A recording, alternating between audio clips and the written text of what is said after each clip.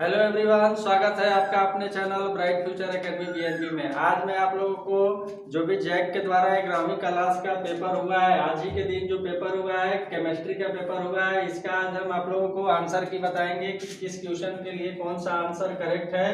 तो ये पेपर आज ही हुआ है 11th क्लास के लिए, ध्यान रखेंगे। तो इसका आज हम लोग देखते हैं कि इसका किस क्वेश्चन के लिए जो है कौन सा आंसर सही होने वाला है। तो आप लोग क्वेश्चन अपना अपना लेके बैठेंगे और अपना आंसर मिला के देख सकते हैं कि परीक्षा में जो 40 प्रश्न पूछे गए थे 40 नंबर के लिए, उसमें से कितना प्रश्न सही हुआ है, इसको आप लोग मिला सकते हैं। तो चलिए चालू करते हैं। जो फर्स्ट क्वेश्चन दिया गया था, फर्स्ट क्वेश्चन गिवन है SI unit of temperature is, SI unit of temperature is kelvin. तो जो फर्स्ट का जो आंसर है ए है, फर्स्ट का जो आंसर है ए है, SI unit of temperature is kelvin. मतलब केल्विन का जो सही मात्रक होता है क्या, सॉरी, तापमान का जो सही मात्रक होता है क्या होता है, केल्विन होता है। उसके बाद सेकंड नंबर जो क्वेश्चन गिवन है, सेकंड क्वेश्चन गिवन है an organic compound contains carbon, hydrogen and oxygen, सबका परसेंटेज दिया हुआ है। तो बोला क्या गया है कि what is the empirical formula of compound will be, मतलब मूलानुपाती सूत्र निकालना है। तो यहाँ पे ऑप्शन भी गिवन है, तो यहाँ पे हम लोग निकाल लेते हैं। सबसे पहले जो परसेंटेज दिया है उसको लिख लेते हैं। कार्बन का जो परसेंटेज है 38.71%, इसका जो परसेंटेज है 9.67% और ऑक्सीजन जो है बाकी बच गया, तो यहाँ पे जोड़ के निकाल सकते हैं।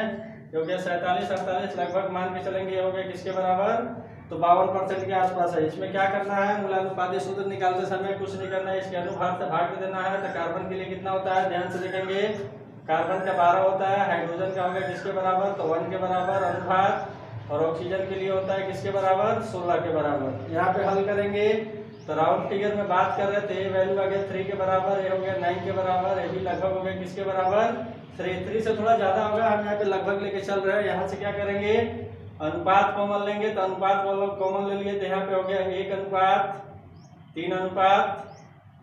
तो यहाँ पे जो एम्पिरिकल फार्मूला है, एम्पिरिकल फार्मूला है, जो मूलानुपाती सूत्र है क्या है, तो इसका जो मूलानुपाती सूत्र है CH3O है। तो जो सेकंड क्वेश्चन है इसके लिए जो आंसर करेक्ट है सी करेक्ट है, ध्यान रखेंगे। तो फर्स्ट वाला का जो करेक्ट है ए, सेकंड वाला का जो करेक्ट है सी। उसके बाद देखते हैं थर्ड क्वेश्चन। थर्ड क्वेश्चन जो गिवन है ध्यान से देखेंगे यहाँ पे, the maximum number of electron in 4d orbital, question number 3 दिया हुआ है कि the maximum number of electron in 4d orbital, 4d orbital में इलेक्ट्रॉन की संख्या कितनी है। तो यहाँ पे ध्यान देंगे d ऑर्बिटल है, तो d ऑर्बिटल में कितना होता है, तो s p d f, इस टाइप से। तो s में 2, p में 6, d में 10 और f में 14। तो यहाँ पे अधिकतम इलेक्ट्रॉन की संख्या कितना है, 10 के बराबर है। तो तीसरा क्वेश्चन का जो आंसर है बी है। उसके बाद 4 नंबर क्वेश्चन देखेंगे। 4 नंबर क्वेश्चन क्या गिवन है, पूछा गया है कि क्रोमियम का इलेक्ट्रॉनिक विन्यास क्या है। तो क्रोमियम का हम लोग जानते हैं परमाणु संख्या होता है 24 के बराबर। तो इसके लिए हो गया इलेक्ट्रॉनिक विन्यास आर्गन, ये हो गया 18, 4s1, उसके बाद 3d5। मतलब फोर्थ क्वेश्चन जो है इसका आंसर कौन सा करेक्ट है, तो इसका जो आंसर करेक्ट है सी करेक्ट है, ध्यान रखेंगे। पांचवा क्वेश्चन जो गिवन है, पांचवा क्वेश्चन गिवन है कि the de Broglie wavelength of a tennis ball of mass 60 gram with moving with velocity 10 metre पर सेकेंड। तो इसके लिए लेमडा बताना है कि लेमडा का मान कितना होने वाला है, ध्यान रखेंगे लेमडा का मान कितना है। तो डी ब्रोगली के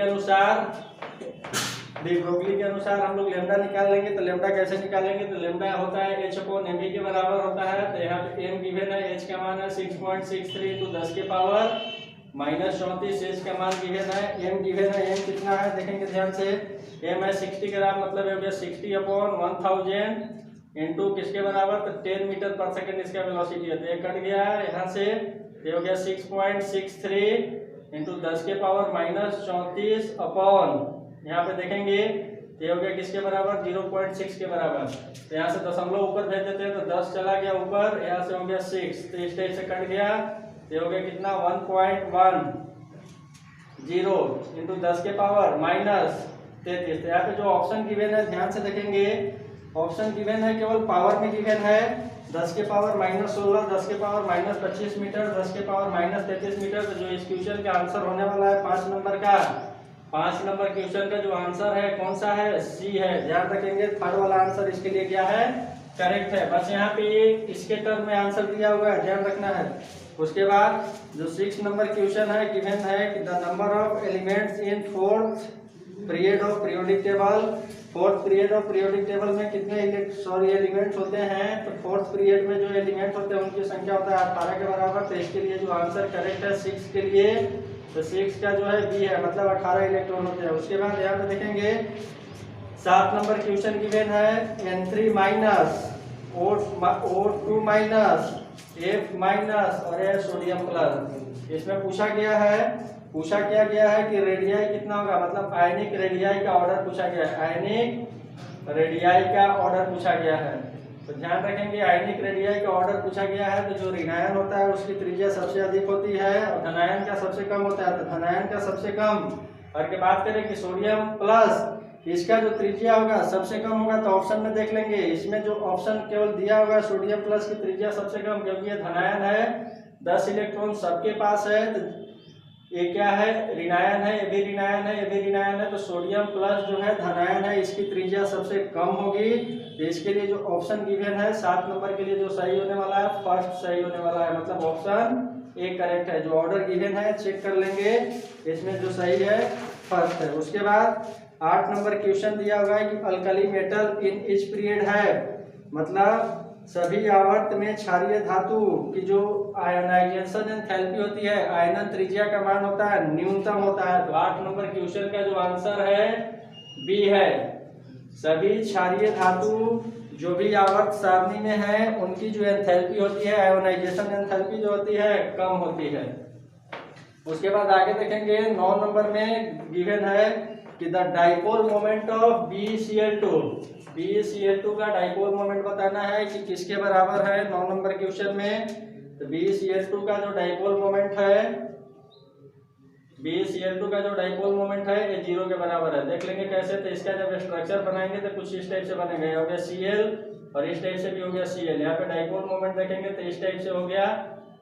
दोनों क्या है, परिणाम में सेम है, दिशा में क्या है, एक दूसरे के विपरीत है। तो जब इसका डाइपोल मोमेंट का मान निकालेंगे तो डाइपोल मोमेंट का जो मान मिलने वाला है किसके बराबर मिलने वाला है, तो 0 के बराबर मिलने वाला है। तो जो 9 नंबर क्वेश्चन है इसके लिए जो आंसर करेक्ट है 9 का, ए करेक्ट है, सी करेक्ट है, ध्यान रखेंगे। उसके बाद 10 नंबर में बोला गया है कि the number of sigma and pi bond in propene में पूछा गया है सिग्मा और पाई बॉन्ड। देखेंगे यहाँ पे CH3 CH double bond CH2 2 2 4 4, ठीक है, यही है प्रोपीन है हमारे पास। ध्यान देंगे प्रोपीन कहने का मतलब, सॉरी प्रोपीन नहीं है बल्कि प्रोपाइन है।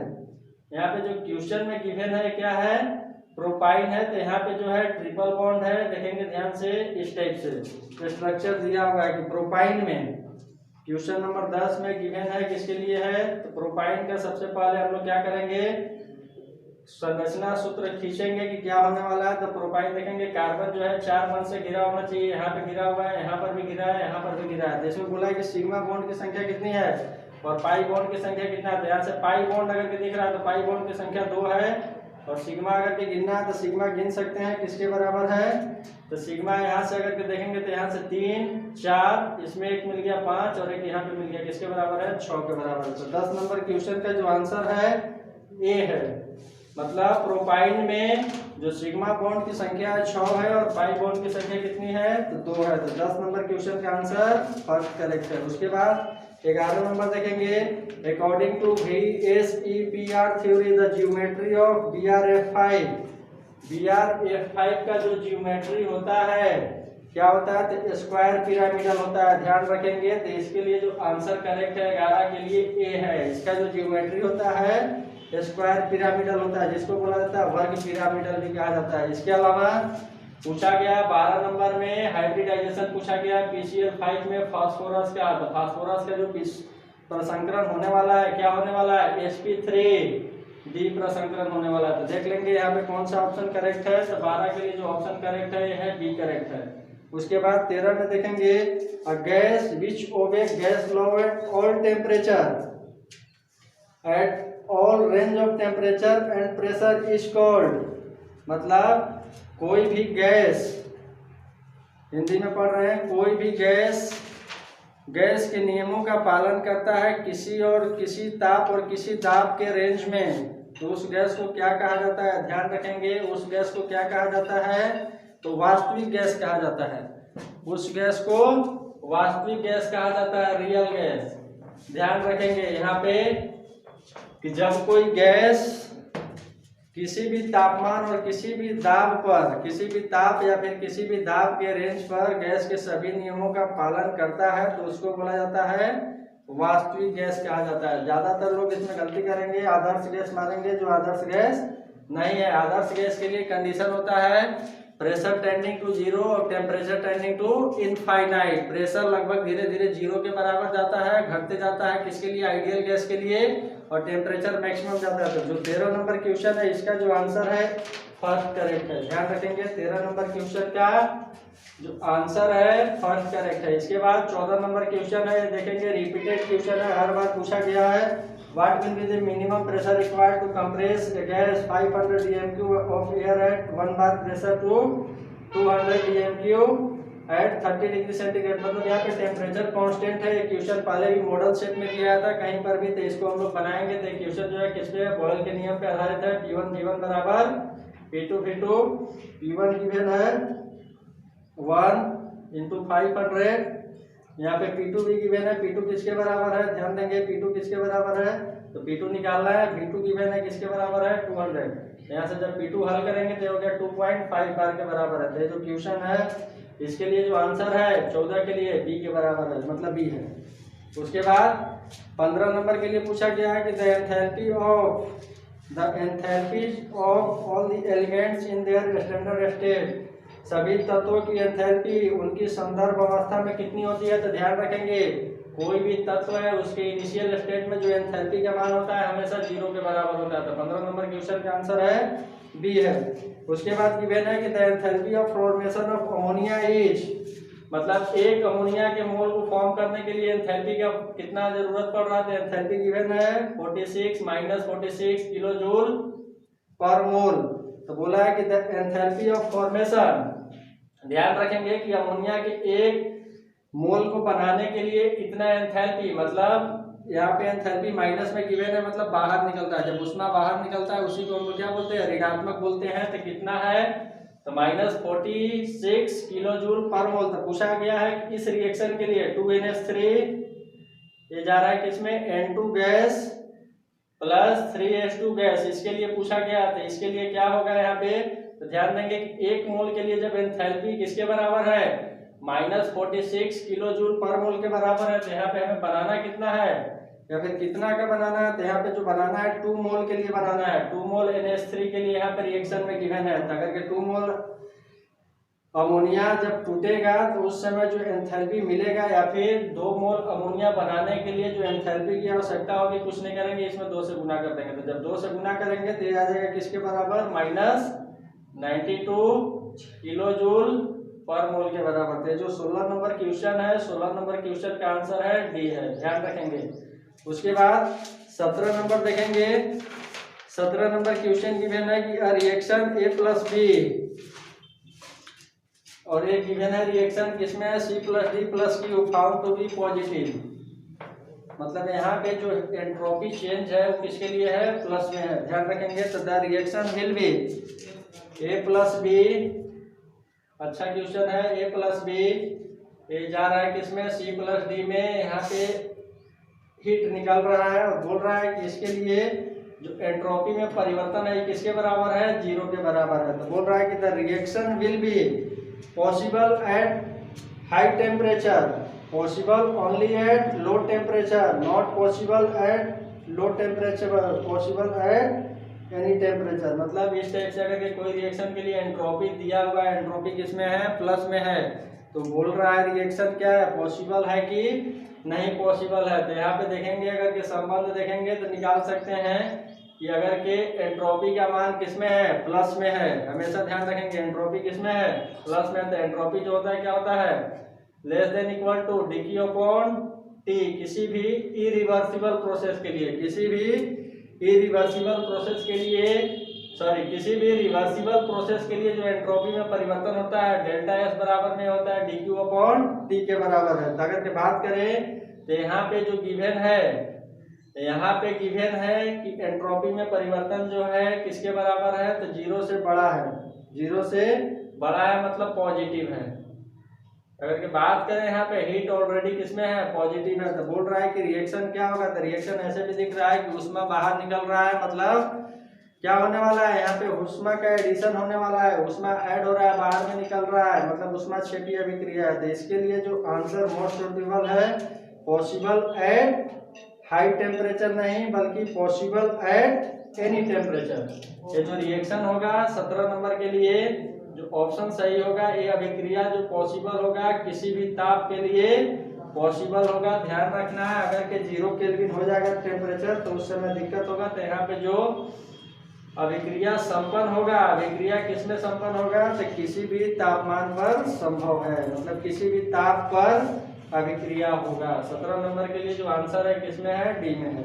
उसके बाद 18 नंबर देखेंगे, कैल्शियम कार्बोनेट टूट रहा है चूना पत्थर कैल्शियम ऑक्साइड प्लस CO2 में, इस टाइप से। यहाँ पे सॉलिड है, यहाँ पर भी सॉलिड है, इधर गैस है। तो बोला है Kp कितना होगा, Kp कितना होगा, तो यहाँ पे Kp का मान अगर के निकालना जाएंगे तो partial pressure of CO2 upon partial pressure of calcium oxide मतलब प्रोडक्ट के लिए, उसके बाद partial pressure of calcium carbonate. तो यहाँ पे देखेंगे सॉलिड स्टेट है और हम लोग जानते हैं Kp और Kc। Kp जो निकलता है किसी भी गैस के लिए गैसीय अवस्था में निकलता है, तो यहाँ पे जो सॉलिड वाला स्टेट गिवन है इसके लिए बोल सकते हैं कि ये दोनों टर्म क्या हो जाएंगे, हट जाएंगे, मतलब दोनों के लिए सेम पार्शियल प्रेशर होगा। तो यहाँ पे जो Kp निकल के आएगा किसके बराबर आएगा, तो पार्शियल प्रेशर ऑफ CO2 के बराबर है। तो ऑप्शन इसके लिए करेक्ट होने वाला है, क्या करेक्ट होने वाला है, तो बी करेक्ट होने वाला है 18 नंबर का। उसके बाद 19 देखेंगे, 19 क्या गिवन है, 19 जो गिवन है the conjugate acid of NH3, NH3 का जो कॉन्जुगेट एसिड होगा NH4+, ये क्या है, कॉन्जुगेट एसिड है। क्वेश्चन में पूछा गया है कि the conjugate acid of NH3, NH3 का जो कॉन्जुगेट एसिड होगा क्या होगा, NH4+। तो 19 नंबर जो क्वेश्चन गिवन है इसका जो आंसर है क्या है, इसका आंसर जो है बी है।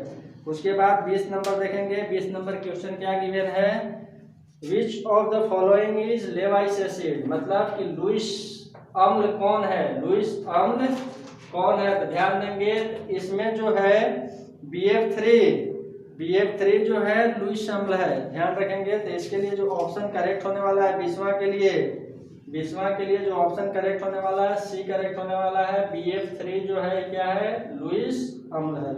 इसके अलावा 21 नंबर क्वेश्चन गिवन है, देखेंगे यहाँ पे कि पीएच पूछा गया है किसके लिए, NaOH विलयन के लिए। तो NaOH विलयन के लिए मतलब यहाँ पे OH- की सांद्रता दिया है, सांद्रता किसके बराबर है, तो 10 के पावर -10। तो यहाँ से अगर देखेंगे तो हम लोग POH मिल जाएगा किसके बराबर, 10 के बराबर। लेकिन क्वेश्चन में पूछा गया है pH, तो pH प्लस POH ये जो होता है 14 के बराबर होता है। तो यहाँ से pH निकालेंगे तो pH किसके बराबर है, 4 के बराबर है। ध्यान रखेंगे अगर के यहाँ पे पूछा गया है कि pH कितना, ध्यान रखेंगे यहाँ पे कि द pH ऑफ 10 के power -10 molar NaOH solution is nearest. अगर के बात करें कि यहाँ पे NaOH सॉल्यूशन गिवन है, तो यहाँ पे सांद्रता जो गिवन है किसके लिए सांद्रता गिवन है, तो यहाँ पे OH- आयन के लिए सांद्रता गिवन है 10 के पावर -10 मोलर है। यहाँ पे पूछा गया है कि इसका pH कितना होगा, तो इसके लिए जो POH का मान है क्षारीयता का मान है, बोलेंगे किसके बराबर है, तो 10 के बराबर है। तो इसमें पूछा गया है कि इसका pH मान किसके बराबर है। अगर ऐसे ही बात करें कि NaOH का जो नेचर होता है, NaOH क्षारीय होता है, जिसका pH मान हमेशा किससे बड़ा होगा, तो pH मान किससे बड़ा होता है, तो pH हमेशा 7 से बड़ा होता है। लेकिन इस टाइप से जब हम लोग निकालेंगे, ध्यान से देखेंगे, इस टाइप से निकालेंगे तो यहाँ से जो pH मिल रहा है, pH किसके बराबर मिल रहा है, 4 के बराबर मिल रहा है जो गिवन डाटा है। लेकिन हम लोग जानते हैं कि NaOH का जो नेचर होता है, NaOH का नेचर क्या होता है, क्षारीय होता है। तो इसका जो pH मान होगा, इसका जो पीएच मान होगा, यहाँ से दिख रहा है कि पीओएच मान किसके बराबर है, 10 के बराबर है, जो गिवन है। यहाँ पे एक संबंध होता है पीएच प्लस पीओएच 14 के बराबर, तो यहाँ पे पीएच देखेंगे तो पीएच किसके बराबर होने वाला है, 4 के बराबर होने वाला है। लेकिन अगर के बात करें कि NaOH का नेचर क्या होता है, तो NaOH का नेचर जो होता है, इसके लिए पीएच का मान कितना होना चाहिए, तो पीएच का मान होना चाहिए किसके बराबर, 7 से अधिक होना चाहिए। तो इस क्वेश्चन का आंसर जो ऑप्शन गिवन है, देखेंगे यहाँ पे पीएच गिवन है 10, 7, 4 -10।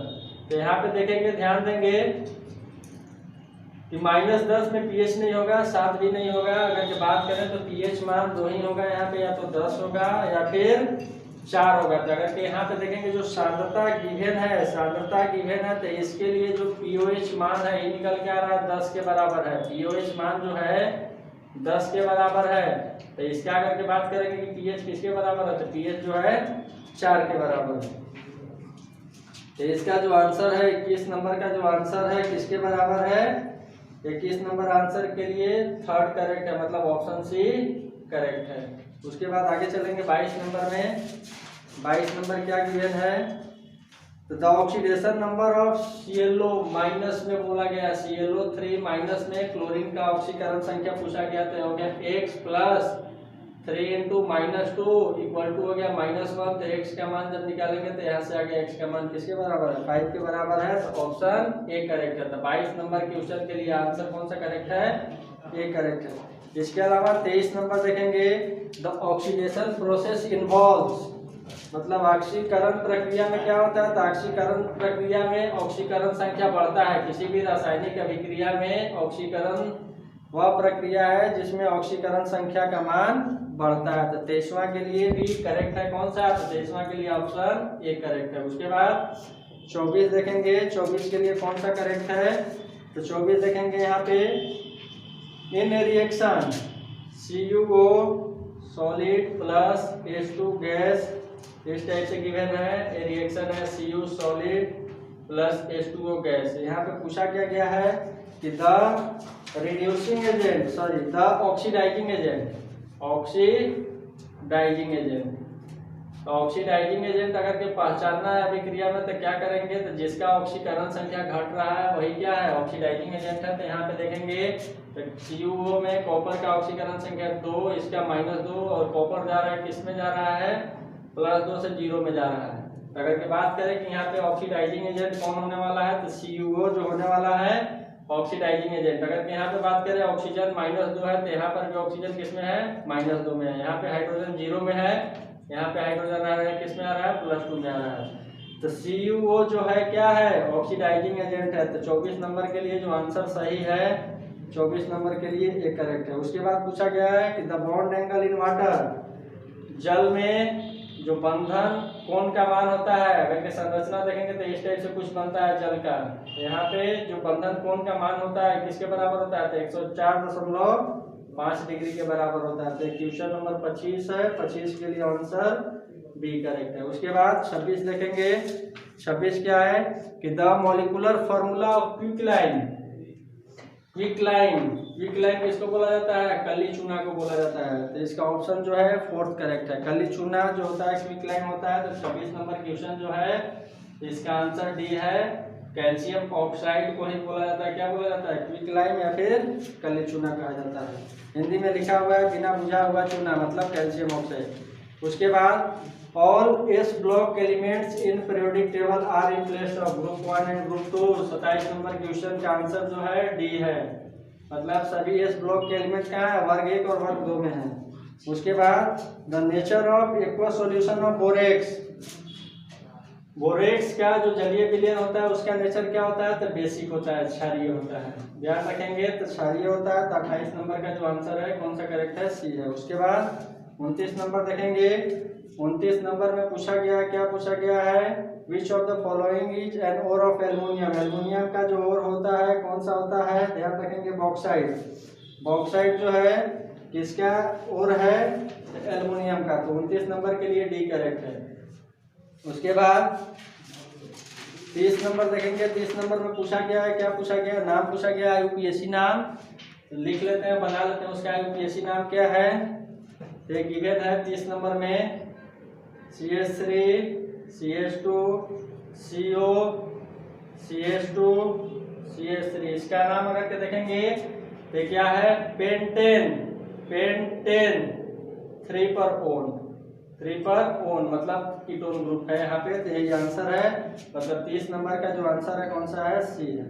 इसके अलावा 31 नंबर में पूछा गया है। 31 नंबर में क्या पूछा गया है, ध्यान से देखेंगे कि द पोजीशन आइसोमर पूछा गया है। CH3 CH2 CH2 OH का जो पोजीशन आइसोमर है वो क्या होगा, तो जान रहे हैं ऐसे भी पोजीशन पर चेंज कर देना है अल्कोहलिक ग्रुप का। तो CH3 CH OH और ये हो गया CH3। यही जो है इसका क्या है, पोजीशन आइसोमर है। तो 31 नंबर क्वेश्चन जो है इसका आंसर है कौन सा, बी है। उसके बाद 32 नंबर में देखेंगे। 32 नंबर में गिवन है कि इसका नाम क्या है। एक मुक्त मूलक दिया हुआ है, मुक्त मूलक गिवन है, उसका नाम पूछा गया है। देखेंगे मुक्त मूलक कौन सा है, CH3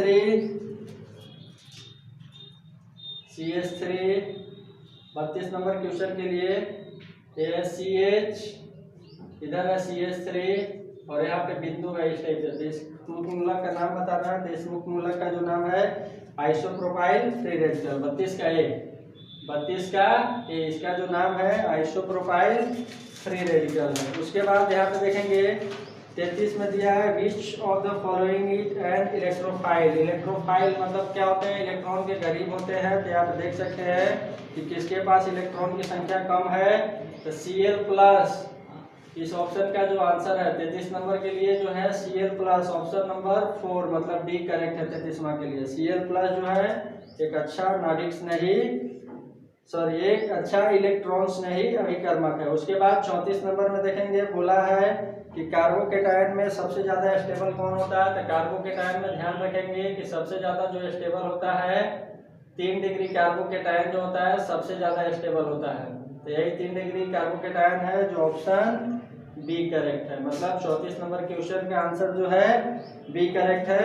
उसके बाद यहाँ पे देखेंगे 35 नंबर में पूछा गया है, एक रिंग दे दिया गया इस टाइप से, इसका नाम पूछा गया है। तो इसका नाम जानते हैं, इसका नाम क्या है, साइक्लोहेक्सेन है। मतलब 35 नंबर क्वेश्चन का जो आंसर है कौन सा है, सी है। उसके बाद 36 नंबर में गिवन है, क्या गिवन है, the UPSC name of product obtained by the ozonolysis of pentane 2 pentane 2 के क्या करना है, ओजोनोलाइसिस मतलब ओजोन अपघटन कराना है, ओजोनी अपघटन कराना है। तो क्या मिलने वाला है, ध्यान देंगे, मतलब ओजोन के साथ अभिक्रिया कराएंगे तो क्या मिलेगा। तो पहले पेंट 2 का संरचना बना लेते हैं। तो यह है CH3 CH2 CH double bond CH CH3 इस टाइप से। कार्बन चारों तरफ से 4 बॉन्ड से घिरा होना चाहिए। यहाँ पे है, यहाँ पर भी है, यहाँ पर भी है, यहाँ पर भी है।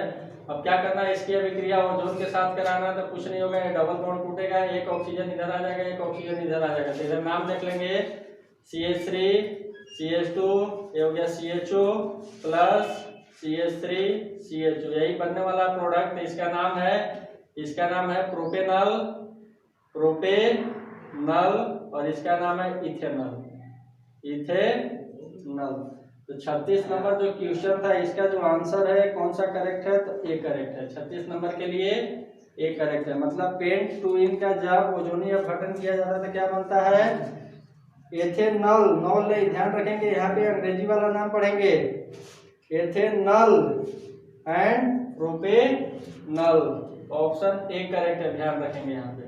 उसके बाद 37 नंबर गिवन है, क्या गिवन है कि CH2 डबल बॉन्ड CH2 किस प्रकार से बनाया जाता है। ऑप्शन में यहाँ पे गिवन है, heating sodium acetate with soda lime. गलत है, जब ये सोडियम एसीटेट सोडा लाइम को गर्म करेंगे तो मीथेन बनेगा। सेकंड दिया हुआ है एथेनॉल, C2H5 OH को जब गर्म किया जाएगा, एक्सेस ऑफ कॉन्क H2SO4 इसके उपस्थिति में गर्म किया जाएगा तो ये बन जाएगा, क्या बन जाएगा, C2H4 इथिलीन बन जाएगा। मतलब इसका जो आंसर है 37 नंबर का कौन सा है, बी है।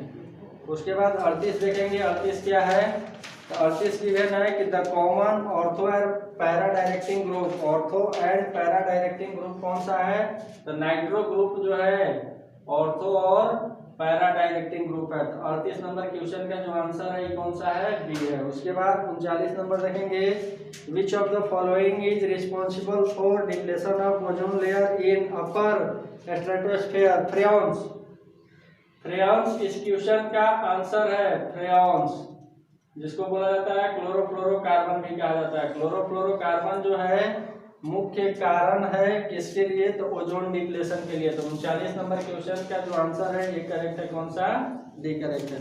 उसके बाद 40 नंबर बोला है कि beside CO2 the other green house gas, मतलब CO2 के अलावा कौन सा जो है एक और ग्रीन हाउस गैस है, तो कौन ग्रीन हाउस गैस है, तो CH4 भी क्या है, एक ग्रीन हाउस गैस है, ध्यान रखेंगे। तो 40 नंबर क्वेश्चन का जो आंसर है ए है, मतलब मीथेन जो भी है CO2 के अलावा क्या है, ग्रीन हाउस गैस है। तो 40 क्वेश्चन थे, आप लोग अपना मिला सकते हैं कि कितना क्वेश्चन सही होने वाला है।